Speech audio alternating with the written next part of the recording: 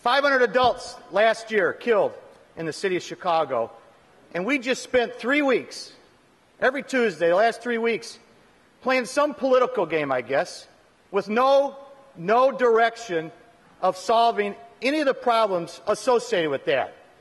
I don't know if it's politics. I don't know what it is. But I would argue, and I think most people in this chamber would agree, that 500 people being killed may be one of the biggest issues facing the city of Chicago and the state of Illinois that we have. I happen to think, even though I don't live in the city of Chicago, that is a tragedy. I suspect every one of you do too. 500 people. 500 people. And then I just watched a debate for the last 2 hours where members on our side of the aisle pled with you and said legitimately, and in a legitimate way said, I want to support your bill if you make a change. I'll support you. Jim Durkin is a prosecutor, former prosecutor. Dennis Reboletti, former prosecutor, said to you, make some changes. I will help you pass your bill. Nope, not interested. So what are you really after? Are you after solving problems?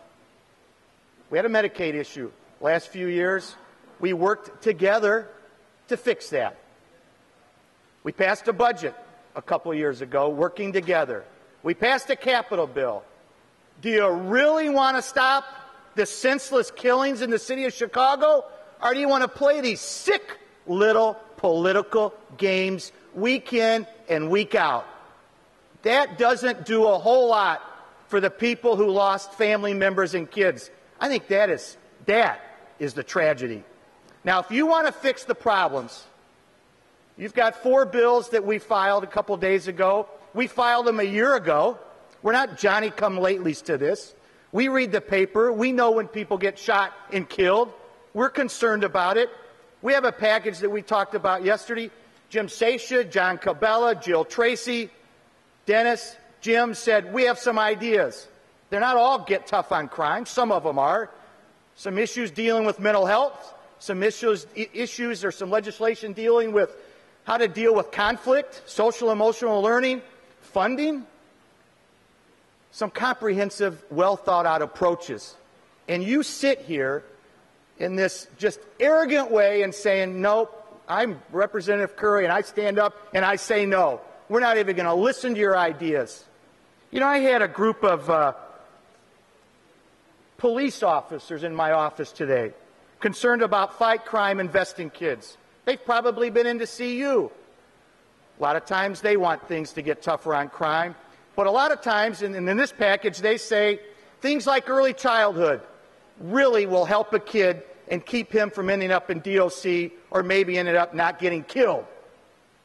After-school programs really make a lot of sense. Making sure kids get adequate nutrition early in the morning when they get to school makes a lot of sense. These are tough sheriffs and chiefs of police that say, let's get something done. But you know what?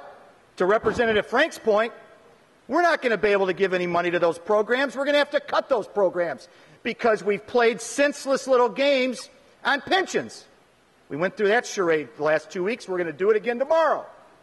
What's the end game? What are we doing here? Politics? Is that what is that? We're going to have to cut education funding. We're going to have to cut higher ed. We're going to have to cut social services. We're going to have to cut human services because you have not decided to take the lead and find a way to solve pension problems, nor have you taken any legitimate approach to actually solving this gang problem and this killing problem, because politics trumps all. When is that going to stop? You tell those 500 people's families last year how good you are at politics and how impressive that is, that you've got the best political minds in the state. That wouldn't do a whole lot of good to my family if I lost someone in a senseless killing because of a gang problem. I think I'd get a little sick and tired of it. And I think people in this state are sick and tired of this approach to governing, because it's not governing.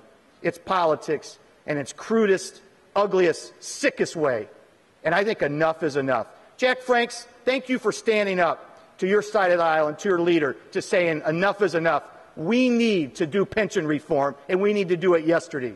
That took courage. And that takes courage, and I admire that. You and I may not agree on everything, but on this, we agree, Jack. And you're to be commended for that, for having the strength to take on your leader.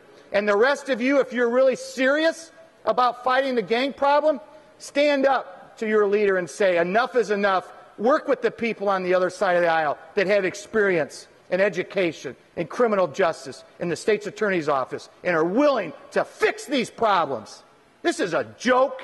We're all sick of it, and it's time we finally started acting like adults, or you do, and fix these problems. Thank you, Mr. Speaker.